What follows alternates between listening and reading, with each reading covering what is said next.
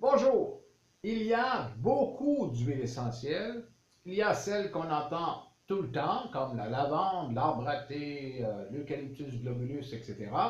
Et il y a celles qu'on entend beaucoup plus rarement, voire jamais, comme l'huile essentielle de céleri.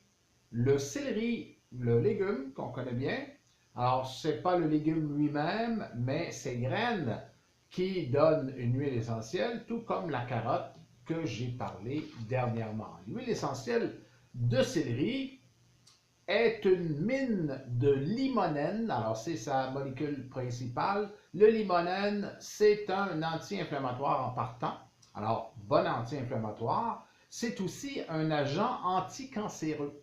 Donc, on peut dire que l'huile essentielle de céleri est un anticancéreux. Ça commence bien quand même. C'est un antipigmentaire. Elle est surtout connue pour effacer les taches de vieillesse, tout comme la carotte que j'ai parlé, mais je donnerais une coche de plus à l'huile essentielle de céleri pour cette fonction.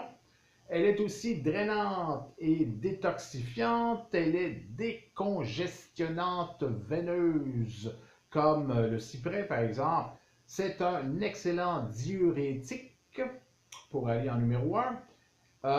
Elle clarifie et unifie le teint, donc très utilisée dans le domaine des cosmétiques.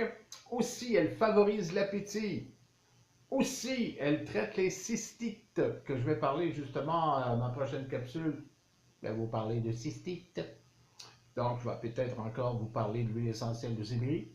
Et finalement, elle atténue l'anxiété. Pourquoi qu'on n'en entend pas parler aussi souvent avec toutes ces facultés-là? C'est parce qu'elle est plus chère.